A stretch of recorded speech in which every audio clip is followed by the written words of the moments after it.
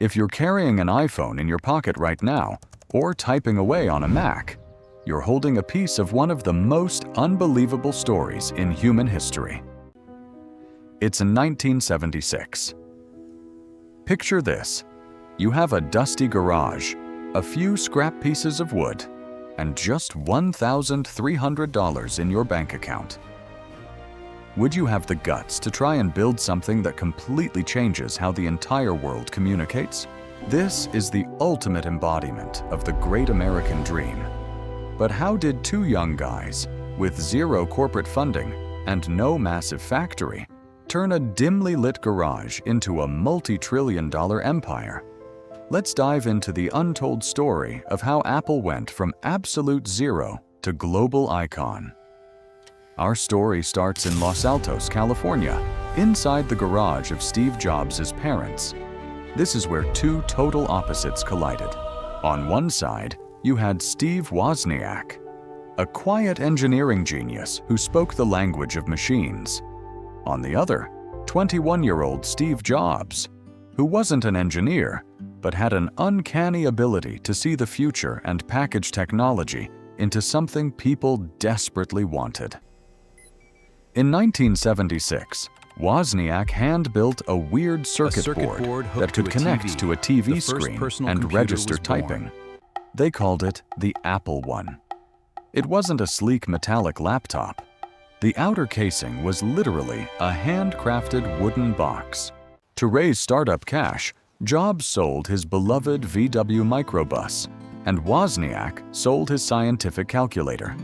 Together, they scraped together just $1,300. At first, tech dealers laughed in their faces, but they underestimated Steve Jobs' secret weapon, his legendary reality distortion field, an ability to sell a dream so convincingly that people had no choice but to buy in. By 1977, they launched the Apple II, and it completely shattered the tech landscape. It was the first all-in-one color computer built for everyday people. Almost overnight, money started pouring in. When Apple went public in 1980, it instantly created over 300 millionaires in a single day. Those two guys tinkering in a garage were now among the youngest tycoons in America. But rapid success usually brings dark times. Jobs was a relentless perfectionist. In 1984, Apple introduced the iconic Macintosh. While the design was revolutionary, its sky-high price tag caused sales to slump.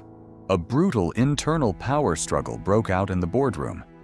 And in 1985, the unthinkable happened. Apple's board voted to oust Steve Jobs from his own company. The man who poured his soul into creating Apple was booted out of his own dream. Without Jobs, Apple spiraled out of control. Throughout the 1990s, they threw everything at the wall: printers, digital cameras, handheld pads, and almost all of it flopped. Meanwhile, Bill Gates and Microsoft dominated the global market with Windows 95. By late 1996, Apple was teetering on the edge of total bankruptcy. They literally had about 90 days of cash left before going under. Desperate, Apple made a wild gamble. They bought Jobs' new startup, Next, and brought him back. The moment Steve Jobs stepped back into Apple, he slashed 70% of their messy product lineup. He forced the company to stop being everything to everyone and focus on just 4 core products. Jobs immediately launched one of the most iconic ad campaigns in history: Think Different. In 1998, Apple unveiled the colorful, translucent iMac. It wasn't just a computer, it was a piece of modern art. Then came 2001 and the release of the iPod. Today, Jobs walked onto a stage, put his hand in his pocket, and dropped a bombshell.